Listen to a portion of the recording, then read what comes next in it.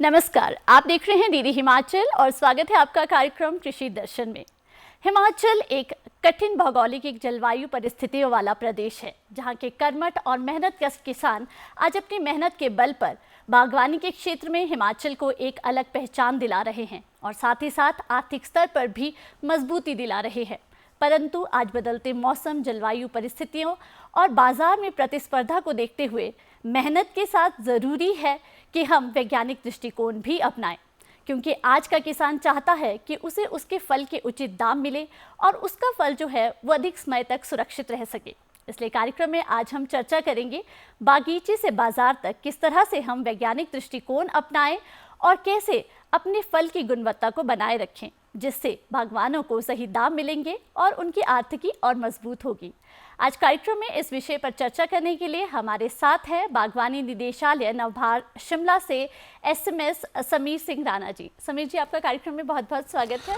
नमस्कार डिम्पल जी, मैं आपका धन्यवाद करता हूं कि आपने मुझे ये मौका दिया कि मैं अपनी बातें आपके समक्ष रख सकूं, और स्वागत करता हूं आपके चैनल से जुड़े सभी बागवानों का जो आपके चैनल से जुड़े हैं और जो इस माध्यम से नई नई जानकारियां प्राप्त करते हैं जी। और हम चाहेंगे कि आज की हमारी जो चर्चा हो उससे बहुत ज़्यादा लाभ जो है हमारे दर्शकों को, हमारे बागवानों को मिल सके। तो सर, जिस तरह से आज हम बात करने वाले हैं वैज्ञानिक दृष्टिकोण से किस तरह से हम अपने फल की गुणवत्ता को बढ़ा सकते हैं, कैसे हम अलग अलग चीज़ों को अपनाएं, चाहे वो ग्रेडिंग, पैकिंग की बात हो या अलग अलग स्तर पर हम क्या कार्य कर सकते हैं। तो शुरुआत मैं करना चाहूँगी इस बात से कि जब हम फल के उत्पादन की बात करते हैं तो किस तरह का, कितने स्तर पर यहाँ पर हम वैश्विक स्तर पर अगर हम सेब के उत्पादन की बात करें तो किस तरह का है, हमारे देश की हम बात करें तो यहाँ पर किन किन राज्यों में इसका उत्पादन हो रहा है, साथ ही साथ अपने प्रदेश की भी बात करना चाहेंगे कि यहाँ पर क्या स्थिति है। जी। देखिए, अगर हम बात करें तो हिंदुस्तान में लगभग 26 लाख मीट्रिक टन का सेब का उत्पादन होता है। अगर हम इस 26 लाख मीट्रिक टन को बोलें तो लगभग 13 करोड़ पेटियों का उत्पादन पूरे हिंदुस्तान में आम तौर पर हर साल होता है, जिसमें से सबसे ज़्यादा जो प्रोडक्शन है वो हमारी जम्मू एंड कश्मीर की है, जो लगभग हर साल 19 से 20 करोड़ पेटियां जम्मू कश्मीर में उत्पादन होता है। हिमाचल का अपना उत्पादन 3.5 से 5.5 करोड़ की पेटियों का लगभग एनुअली होता है। लगभग 50 से 60 लाख पेटी का उत्पादन उत्तराखंड करती है, और फिर हम अरुणाचल, नागालैंड, थोड़ा सा मेघालय, इन स्टेट्स में लगभग उत्पादन होता है। तो टोटल हिंदुस्तान का उत्पादन जो होता है वो लगभग हमारा 26 से 30 लाख मीट्रिक टन होता है, जिसे कि हम लगभग 13 से 14 करोड़ पेटियों में बांटते हैं। इसी तौर पे अगर हम देखें कि हिंदुस्तान के मुकाबले जब हम विश्व स्तर पर बात करते हैं तो विश्व स्तर पर लगभग हमारा जो उत्पादन है वो लगभग 500 करोड़ पेटियों का हो रहा है। तो आप समझ सकते हैं कि हिंदुस्तान उसमें बहुत ही आधा % का ही हम को करते हैं। परंतु इसी के साथ जब हम विश्व स्तर की बात करें वहाँ 500 करोड़ का उत्पादन हो रहा है, परंतु हिंदुस्तान में अगर आप देखें तो हमारी जनसंख्या हमारी सबसे बड़ी पावर है। जितनी बड़ी मार्केट अगर वैश्विक निवेश में बदलती व्यापारिक परिस्थितियों में देखी जाए तो हिंदुस्तान से बड़ी किसी भी चीज़ की कहीं पे भी कोई मार्केट नहीं है। जी सर, जिस तरह से आपने कहा कि बहुत सारी हमारी स्टेट्स ऐसी हैं जहाँ पर उत्पादन सेब का किया जा रहा है, ऐसे में हम देखते हैं कि अभी भी जो सेब का आयात है वो बाहर से काफ़ी ज़्यादा होता है, और हम मार्केट में जब देखते हैं तो हमें बड़ा आकर्षक लगता है बाहर का सेब। तो इसके पीछे क्या कारण है, क्यों ये सारी परिस्थितियाँ अभी भी चलती जा रही है? जी डिम्पल जी, बड़ी ही शानदार बात मैं अगर आपको बताऊं कि वैश्विक स्तर पे जब हम इंपोर्ट करते हैं हिंदुस्तान में सेब, तो हिमाचल की प्रोडक्शन से ज़्यादा हम लोग इंपोर्ट करते हैं हर साल सेब। तो हिमाचल में अगर हम बात करें, अगर हम 5 लाख मीट्रिक टन जो हमारी सबसे ज़्यादा प्रोडक्शन रहती है, अगर हम उतना उगाएं तो 6 से 7 लाख मीट्रिक टन तो हर साल हम बाहर से आयात कर रहे हैं। अगर आयातित सेब की खासियत देखी जाए तो आप देखेंगे सबसे पहले उनकी पैकिंग जो होती है वो 18 किलो की, हर कंट्री से जो भी आपके पास सेब आ रहा है कार्टन में वो 18 किलो के पैक में आता है। उसके बाद उनकी ग्रेडिंग बहुत ही यूनिफॉर्म है, अगर मीडियम है तो हर दाना एक जैसा लगता है। तीसरी चीज़, जो उनका प्रोडक्ट यहाँ तक पहुँचता है ये कोल्ड चेन में आकर पहुँचता है। कोल्ड चेन से मेरा तात्पर्य ये है कि जब सेब टूटता है तो उसकी प्री कूलिंग होती है, फिर वो सीए स्टोर में जाता है, और फिर अगर वो शिप पे भी हिंदुस्तान आ रहा है किसी पोर्ट पे तो भी वो पूरे कोल्ड चैम्बर में बन के आता है। ट्रक भी जो उनका दिल्ली मंडी या अगर हम बात करें बॉम्बे मंडी तक आएगा शिप से उतरने के बाद, वो भी उनका वातानुकूलित वाहन में आता है या रेफर वैन जिसे हम लोग बोलते हैं।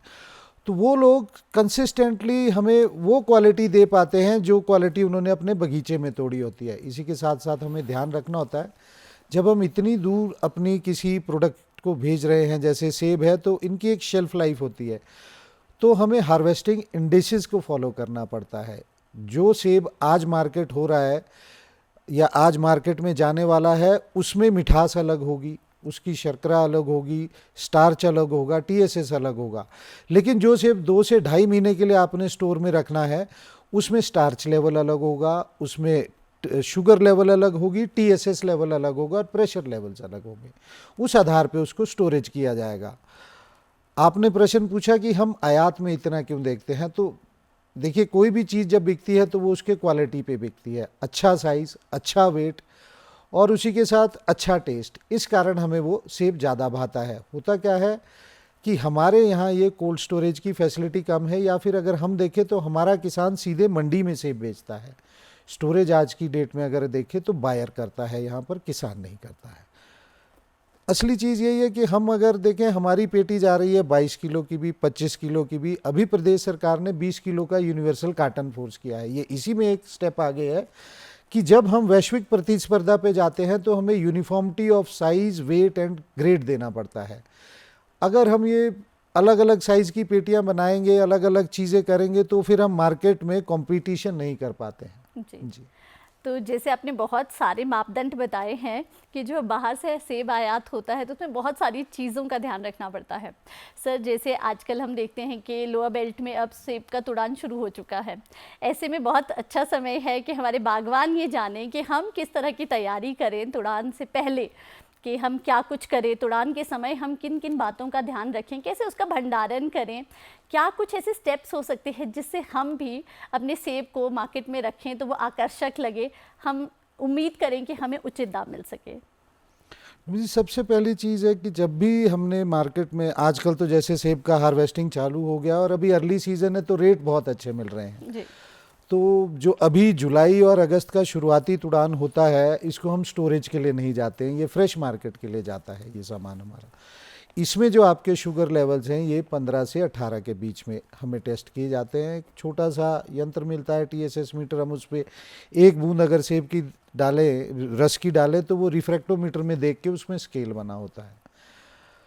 उसी के साथ साथ ये ज़रूरी है कि तुड़ान से 15 से 20 दिन पहले हम जो भी स्प्रे करते हैं उसका वेटिंग पीरियड या फल में ज़्यादा ना हो, ताकि जो हमारा उपभोक्ता है जो उस फल को खाएगा वो एक सेफ फूड खा पाए। उसमें कोई, जिस तरह से आज की डेट में कहा जाता है सेफ फूड की, पेस्टिसाइड का उसमें कोई भी नामो निशान ना बचे। तो हम 15 दिन पहले वो पेस्टिसाइड करें जो सिस्टेमिक ना हो, कंटैक्ट हो, ताकि उनका अवशेष फल में ना रहे। और अगर हम भंडारण करना चाहते हैं तो हमें फिर तुड़ान अलग क्वालिटी पैरामीटर्स पे करना पड़ेगा। स्टार्च आपका 15 से 16 हो कम से कम, शुगर आपकी 11 से 12 ही हो, ताकि सेब में पूरी तरह शुगर नहीं होगी, तभी हम उसको भंडारण कर पाएंगे। और साइज़ और कलर पे हमें ज़्यादा वो फोकस करना पड़ता है। मार्केट जो आज की है, अगर हम भंडारण करें तो हम ए ग्रेड प्रोड्यूस हो, हमारा मीडियम है, स्मॉल है और लार्ज है, और जिसमें 75% से ऊपर कलर आया हुआ है, परंतु स्टार्च और शुगर उसमें आपकी मेंटेन्ड है, बीज भूरा नहीं है अभी पूरी तरह से, उसको हार्वेस्ट करके हम भंडारण के लिए लेके जा सकते हैं। इसी तरह से अगर हमने अपना माल दूर की मंडी में भेजना है, जैसे जयपुर है या फिर अगर हम बेंगलोर की बात करते हैं, तो हमें अपने फ्रूट को बगीचे में प्री कूलिंग करनी पड़ेगी। प्री कूलिंग का अर्थ ये है कि देखिए, जब हमारा धूप में हार्वेस्टिंग हो रही है, दिन भर हार्वेस्टिंग चलती है जैसा आप जानते हैं, वो हम आके अपने गोदाम में रख देते हैं। गोदाम पहाड़ों में तो फिर भी हमारे कुछ ठंडे इलाके होते थे, लेकिन प्री कूलिंग इसलिए ज़रूरी हो जाती है कि वो ठंडे टेम्परेचर पे 5 से 6 डिग्री पे सेब रहे, तो जो उसमें गर्मी एक्यूमुलेट हुई है वो कम हो जाए, ताकि उसकी शेल्फ लाइफ बढ़ जाए जी। ये बहुत ज़रूरी है हम प्री कूलिंग करें, और उसी के साथ हम रेफर वैन्स का उपयोग करें अगर हमारी ज़्यादा दूरी पे है। तीसरी चीज़ है हमारी ग्रेडिंग यूनिफॉर्म रहे। चौथी, जो हम पैकिंग करें वो सेब की क्वालिटी ना डैमेज करे। होता क्या है, हम कई बारी अपने डब्बों को ऊपर ऊपर तक भर देते हैं, या बोलिए हम 24 किलो या 25 किलो का डब्बा भी लगाया जाता है ओवर ग्रेडिंग में। अब वो सेब एक दूसरे से टकरा कर वो पेटी के ऊपर पेटी आके हम लगभग ये कह सकते हैं कि एक लेयर हम अपनी बर्बाद ही कर देते हैं। देखने को तो हमें बड़ी पेटी का प्राइस भले ही अच्छा लगता है कि वो बड़ा दाम मिला, लेकिन जब हम आज के परिवेश में बात करें तो ज़रूरत है कि हमारे किसान को प्रति किलो के हिसाब से भाव जी स्थापित किया जाए ताकि उसको अपनी पूरी प्रोडक्शन का एक वैलिड भाव मिले। जी सर, जैसे आपने ये बात की कि हम जिस तरह से निर्धारित किया गया है कि पेटी जो है वो 20 किलो की ही होनी चाहिए, ऐसे में हम ज़्यादातर देखते हैं, जैसे आपने कहा कि किसानों को ये रहता है कि दाम अच्छे मिलेंगे और वो बहुत ज़्यादा उसको ओवर पैक कर देते हैं। तो इसके नुकसान हम किस तरह से देखते हैं? एक तो डैमेज तो होता ही है और अन्य इसके किस तरह के हम कह सकते हैं हानियाँ होती है?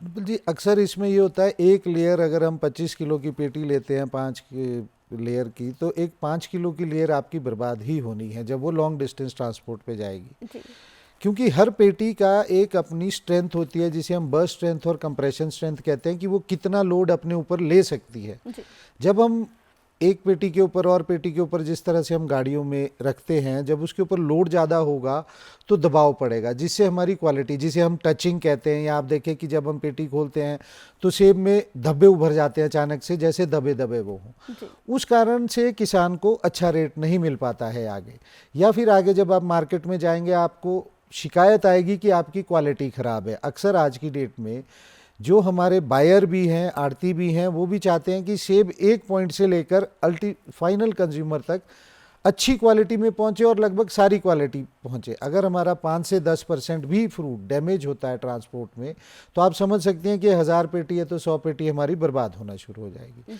इसलिए पैकेजिंग का बहुत बड़ा महत्व रहता है पेरिशेबल फ्रूट्स में, चाहे हम सेब की बात करें, चाहे हम स्टोन फ्रूट्स की आज की बात करें।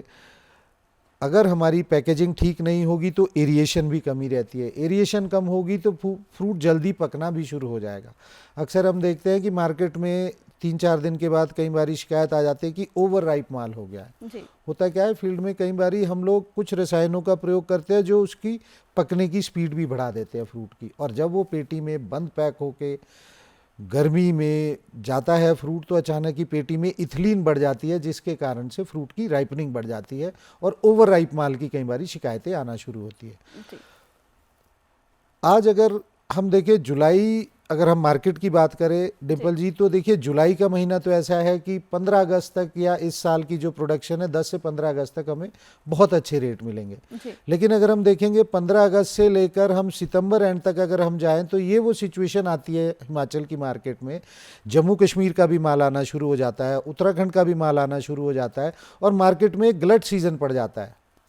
अब सिचुएशन देखिए कि जो इस वक्त हार्वेस्ट हो रहा है वो लो हाइट का सामान है, जी लेकिन जो उस टाइम आएगा वो प्रॉपर टेम्परेट हाइट से आता है जिसमें अपनी क्वालिटी भी ज़्यादा अच्छी होती है और भंडारण क्षमता भी ज़्यादा होती है।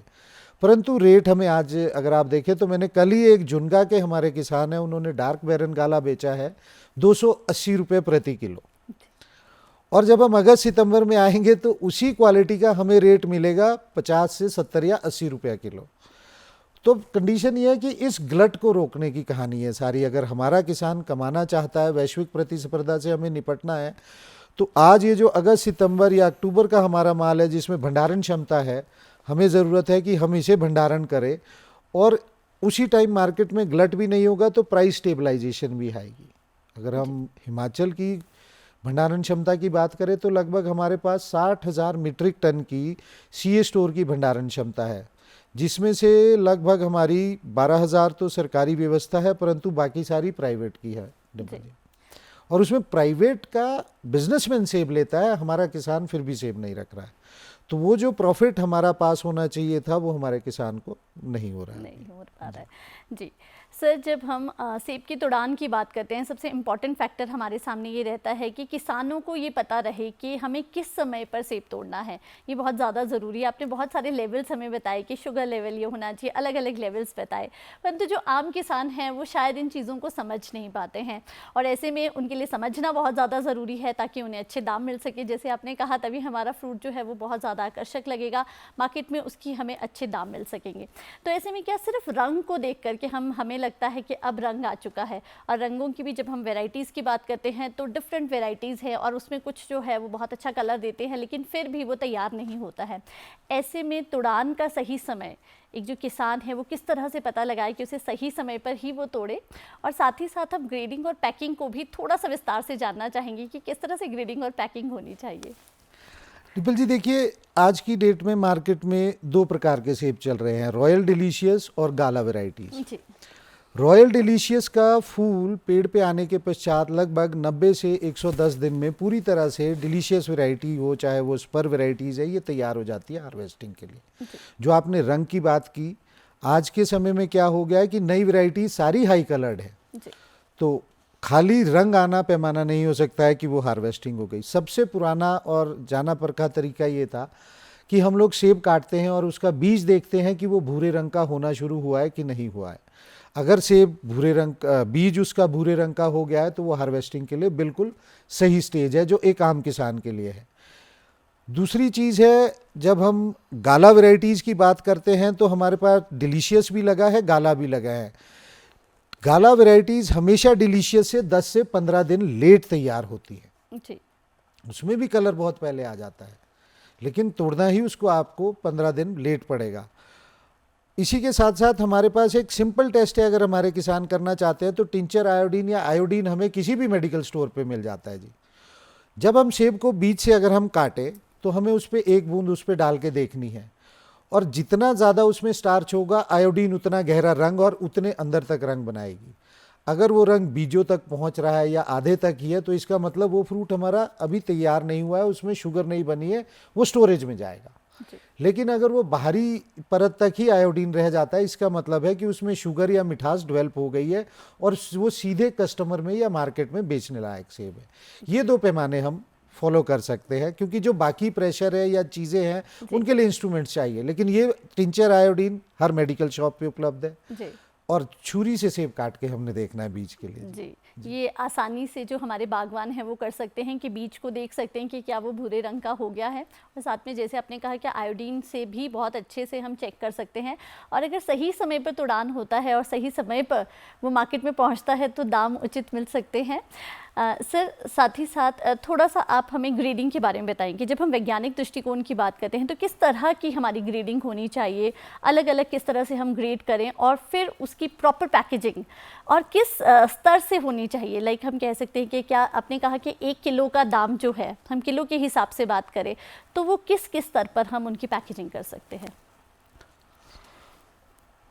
पैकेजिंग के तो देखिए, सेब में 3 ग्रेड बेहतरीन जो डिफाइंड है वो लार्ज मीडियम स्मॉल डिफाइंड है मैडम। देखिए डिम्पल जी, अब इसमें अगर हम एमएम पे जाएं तो ये एक अलग बात हो जाती है। जैसे अगर हम बात करें 65 से 70 एमएम है, 70 से 75 एमएम है, और 75 से 80 एमएम है जो मार्केट में सबसे ज़्यादा चलने वाला large medium small small medium large बढ़ते दर में है। 70 से 75, 75 से 80 और 80 से 85 एमएम जो इसका सरकमफेरेंस आता है जी या डाया कह सकते हैं। लेकिन जो सबसे बड़ी प्रॉब्लम हमारी मार्केट में है कि हमारी मार्केट में कोई भी पेटी 20-21 किलो की, अगर हमारे पास 1000 पेटियां आई हैं तो अक्सर आप देखेंगे कि आधी से ज़्यादा पेटियां 25 किलो की होगी, कोई 24 किलो की होगी, कोई 23 किलो की होगी। इसका कारण यह है कि हमारे जो किसान हैं वो अभी तक मशीनों से ग्रेडिंग ना करके अभी भी हम हाथों की ग्रेडिंग पे निर्भर है, और हाथों का साइज़ हर एक ग्रेडर का अलग है, वो अपने हाथों से साइज़ नापता है और डाल देता है। तो अगर हमारा किसी भी साइज़ में 2-2 एमएम या 3-3 एमएम भी अगर उठता है सेब, तो अगर हम देखेंगे तो 20 किलो की पेटी में यही फ़र्क आपका 4 से 5 किलो हर एक पेटी में दिखना शुरू हो जाएगा जी। ज़रूरत ये है आज के परिवेश में कि हम लोग मैकेनिकल ग्रेडर्स पे जाएं, जहां पर हर एक ग्रोअर का साइज़ एक जैसा निर्मित होके आए। यही जो आपने प्रश्न पूछा था विदेशी सेब का, अगर वो देखे, वो हर एक सेब अगर 25 एमएम या मीडियम का है तो हर एक पेटी उनकी 18 किलो की होगी, हर एक सेब उनका एक जैसा दिखेगा। हम उन लोगों को डिफ्रेंशिएट नहीं कर पाते हैं जी। ज़रूरत है हमारा स्किल बढ़ाएं अगर ग्रेडिंग में, तो हम कहें, और अगर जितना हम कोशिश करें 20 से 21 किलो की पेटी एक प्रॉपर मापदंड है जिसमें खरीदने वाले को भी पता रहता है और सेब को डैमेज भी कम रहता है जी। तो ये बहुत ज़्यादा ज़रूरी है। जैसे आपने कहा कि हाथों से काम छोड़कर अगर हम मैकेनिकल की ओर जाएं तो हो सकता है कि वो एक रूपता जिसकी हम बात करते हैं वो एक यूनिफॉर्मिटी ऑफ जी। ग्रेडिंग दिखनी शुरू हो और उससे हमें जो हमारे बागवान हैं उन्हें भी लाभ होगा। जब वो मार्केट में जाएंगे तो उचित दाम मिलेंगे, क्योंकि वो यूनिफॉर्मिटी जो देखने को मिलेगी उससे बहुत ज़्यादा वो हमारा जो प्रोडक्ट है वो बहुत ज़्यादा आकर्षक दिखेगा। सर, जैसे आपने कुछ समय पहले ये भी बात की थी कि हमारे जो हायर बेल्ट्स के जितने भी हमारे बागवान हैं या हम मिडिल बेल्ट की बात करें जो है, वहाँ पर उन्हें दाम बहुत कम मिलते हैं और ये एक हमेशा से ही उनके लिए चिंता का विषय रहता है, क्योंकि जब लोअर बेल्ट, जैसे आपने कहा कि अगस्त तक जो दाम है वो बहुत ज़्यादा ऊंचे रहते हैं और जो हायर बेल्ट के जो किसान हैं उन्हें बहुत ज़्यादा नुकसान होता है। जबकि हम गुणवत्ता की जब बात करते हैं तो उस बेल्ट में सेब की गुणवत्ता और जो शेल्फ़ लाइफ की आपने बात की वो भी बहुत अच्छी रहती है। तो ऐसे में वहाँ के किसान क्या करें, किस तरह से जो है दाम में स्टेबिलिटी भी रहे, उन्हें अच्छे दाम मिल सके और वो अपने प्रोडक्ट को किस तरह से स्टोर करें या फ्यूचर में ज़्यादा से ज़्यादा दाम प्राप्त कर सके? डिम्पल जी, इसमें सरकार का एक mission for integrated development of horticulture है। इसमें सरकार का एक मेजर एम ये है कि हमारी ग्रामीण स्तर पे कोल्ड स्टोरेजेस की सेटअप किया जाए किसानों के द्वारा, या शीत भंडारण स्ट्रक्चरों का निर्माण किया जाए। 5 टन से लेकर 30 टन के कोल्ड स्टोरेज पे सरकार 3.5 लाख रुपए से लेकर 26 लाख रुपए का अनुदान देती है कैपेसिटी वाइज। जैसे 5 टन पे 3.5 लाख रुपए का अनुदान है, 10 टन पे 7.5 लाख का है, 30 टन पे 26 लाख का है, और अगर आप ये सोलराइज्ड करते हैं तो 10 टन वाले पे आपको लगभग 15 लाख का अनुदान दिया जाता है गवर्नमेंट ऑफ मिशन के अंतर्गत जी गवर्नमेंट के द्वारा।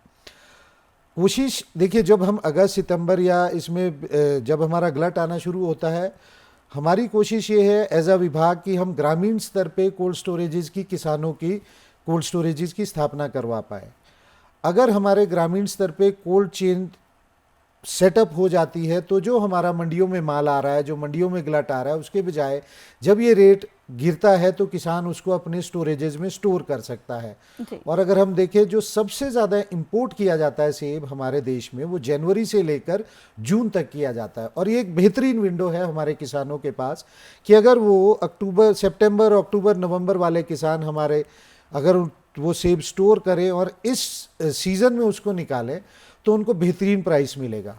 होता क्या है, अगर हम आप देखें कि हमारा किसान हार्वेस्टिंग पे जल्दी जल्दी सेब बेचता है, क्यों? उसका प्रोड्यूस टूट रहा है, उसके पास स्टोरेज है नहीं है, उसके लिए निकालना एक मजबूरी है। लेकिन जब आगे सीज़न आता है, जब सेब नहीं है और विदेश का सेब आता है, तो वही विदेश का सेब हमारे प्रोडक्ट से लगभग दुगना बिकता है। आज की डेट में अगर हम बात करें तो तुर्की हुआ, ईरान हुआ, चिली हुआ, यूएसए से वाशिंगटन रेड सबको पता है आता ही है, इन देशों से लगातार, न्यूजीलैंड हुआ, न्यूजीलैंड से बहुत सारा रॉयल डिलीशियस नवंबर से आना शुरू हो जाता है, दिसंबर जनवरी से हमारे यहाँ स्टोरेजेस है। इन देशों में कोल्ड चेन सीरीज सेट है। सेब पहले प्री कूलिंग में जाएगा, प्री कूलिंग के बाद सीधे बिन्स में जाके स्टोरेज में जाता है।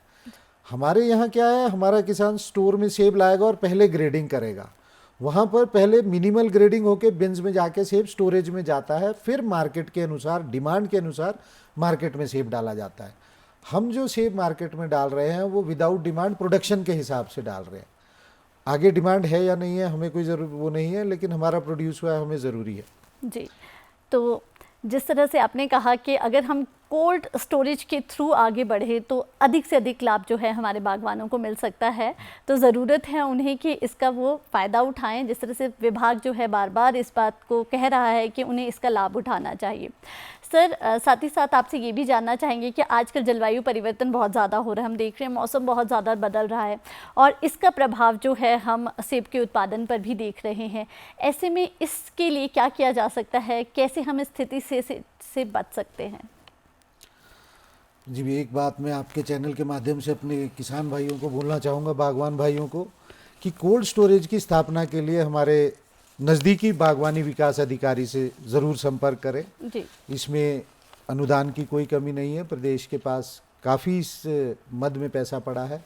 जो आपने बोला कि बदलते जलवायु के अनुसार, देखिए डिम्पल जी, आज की डेट में अगर हम देखें तो अक्सर हम ये बोलते हैं कि सेब इस साइड पे नहीं हो रहा है, उस साइड पे नहीं हो रहा है, लेकिन जो नए रूट स्टॉक्स आए हैं, नई वेराइटीज़ आई है, अगर आप देखें जुनगा में जहाँ पर सेब नहीं होता था, ये जो मैंने अभी 280 रुपया किलो बताया, जी 2 साल पहले इस किसान ने सेब लगाया था और पिछले हफ्ते ही इन्होंने 280 रुपया किलो भेजा है। जी इसी के साथ कई और ऐसे निचले इलाके हैं जहां पर इन रूट स्टॉक्स के कारण और नई वेराइटीज़ के कम्बिनेशन के कारण सेब की खेती आसान हो गई है। अभी क्या है कि हम पिछले तरीके पे, ट्रेडिशनल तरीकों पे ही काम कर रहे हैं और हम सीडलिंग पे काम कर रहे हैं जी और हमारे बगीचे पुराने हो गए हैं। ज़रूरत है हमें कि हम उन बगीचों को रीप्लेस करें, जो पुराने पड़ रहे पेड़ हैं उनको हटाएं, नए पेड़ लगाएं। इसी के साथ साथ मैं यही नहीं कहूँगा सेब ही लगाएं, जी पियर या नाशपाती बहुत बड़ा ऑप्शन बन के उभरी है। इसी के साथ ब्लूबेरी एक बहुत अच्छी क्रॉप बन के उभर रही है, जो अलग अलग जगह पे हो रही है। आप देखें बेंगलोर भी हो रही है, सोलन भी हो रही है। हमने रोडू में भी विभाग द्वारा 2 किसानों को ब्लूबेरी के लिए प्रोत्साहित किया गया, उन्होंने ग्रीन हाउस में कर रहे हैं। तो हमें फसलों को विविधीकरण की ओर तो जाना ही पड़ेगा, चाहे हम स्टोन फ्रूट्स लेके आएँ। अभी नई क्रॉप जो आ रही है प्लम और एप्रीकॉट का हाइब्रिड है। अगर आप उसका टेस्ट देखें, पकने पे वो एप्रीकॉट बन जाती है और कच्चे रहने पे वो प्लम का टेस्ट देती है, और पिंक कलर का, रानी पिंक कलर का फ्रूट है। तो हमारे पास बहुत सारी ऑप्शंस Options हैं। हैं। यदि हम उन ऑप्शंस को ऑप्ट करें तो हम बहुत ज़्यादा मुनाफा कमा सकते हैं। बदलते परिवेश जी। अपने आप में आपको नए मौके भी दे रहा है व्यापार जी के लिए। सर, आज आप कार्यक्रम में आए और इतनी महत्वपूर्ण जानकारी आपने हमारे साथ साझा की, वैज्ञानिक दृष्टिकोण को हमें बहुत अच्छे से समझाया कि किस तरह से हम बागवानी में इसका प्रयोग कर सकते हैं। आपका कार्यक्रम में आने के लिए बहुत बहुत धन्यवाद। थैंक यू डिम्पल जी, धन्यवाद जी। आज कार्यक्रम में हमने चर्चा की कि किस तरह से बागवानी में हम वैज्ञानिक दृष्टिकोण अपना सकते हैं और ये कुंजी बन सकती है हमारी लाभ की ओर जाने की, मुनाफा कमाने की। तो जुड़े रहे दूरदर्शन हिमाचल के साथ, देखते रहें कृषि दर्शन। आज कार्यक्रम में बस इतना ही, हमें दीजिए इजाज़त। नमस्कार।